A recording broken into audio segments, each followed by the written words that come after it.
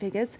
Time now live from Paris for Media Watch. I'm joined in the studio by James Creedon, who's going to be looking first and foremost, hi there, James, good evening, Catherine, at the buzz surrounding the incredible events in Ukraine this weekend. I mean, a lot of buzz about the ousted President Yanukovych, and in particular details. We've got our correspondent Gulliver Cragg talking about it, details about his very lavish estate. That's right. I mean, the people were flooding out to that presidential estate 15 kilometres outside of Kiev, taking photos, putting them up online. Members of the public streaming into this once pretty much off-limits presidential palace. So you had, I suppose, twit pics aplenty of the menagerie, the private zoo, Catherine, as we saw that personal boat, which was getting an awful lot of attention as well. The Japanese garden, and quite a large collection of cars. And indeed, we were seeing other photos there of sort of vintage cars and motorbikes. Which, of course, he needs. Of course. I mean, who needs one car when you can have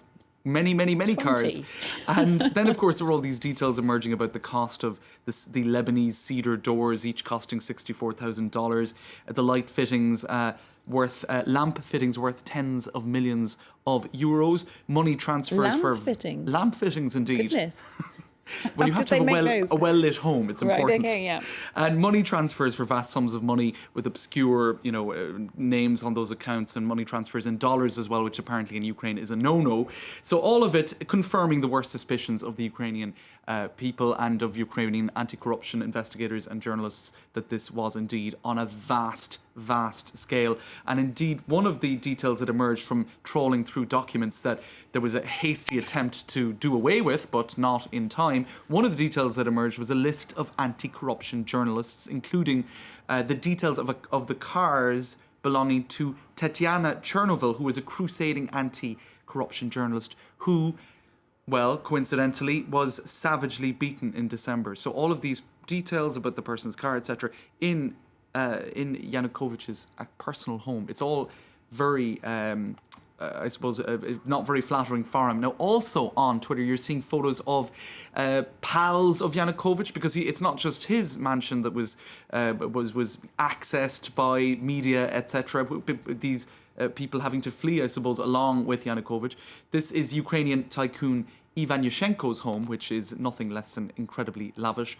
This photo was found apparently in the home of the bling bling prosecutor general, as this East of Brussels Twitter post says. His name is Pshonka, and that is a photo of him in the guise of a sort of a Roman Caesar, right? Or Which Roman you wouldn't emperor. Really think you'd leave lying around. No. Now the thing is, the one question is worth bearing in mind is it?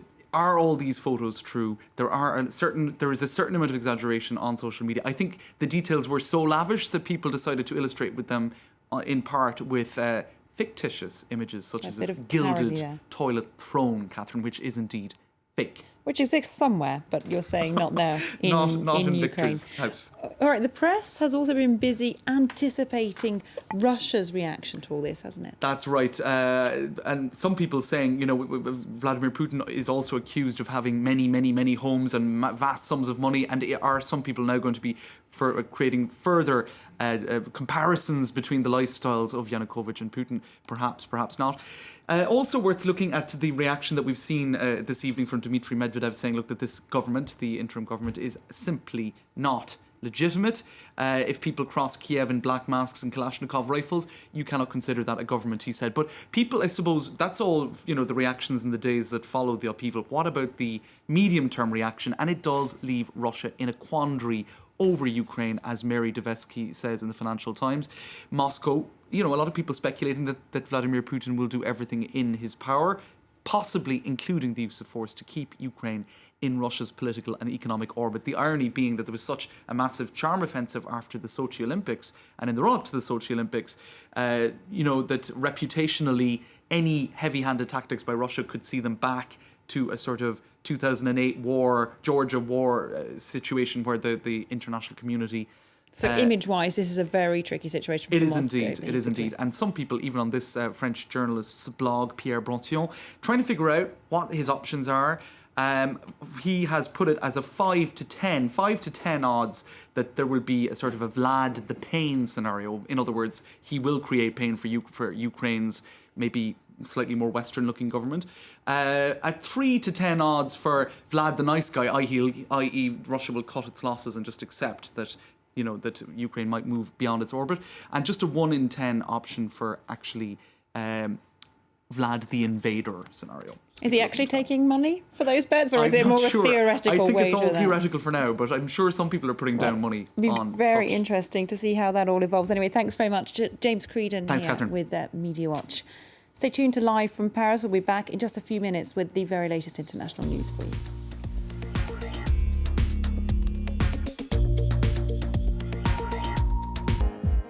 The 51%. A programme about the women making headlines in international news. Influential women, human rights activists, or victims of discrimination.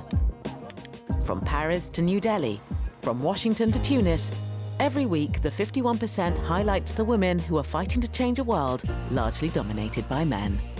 The 51% on France 24 and on France24.com.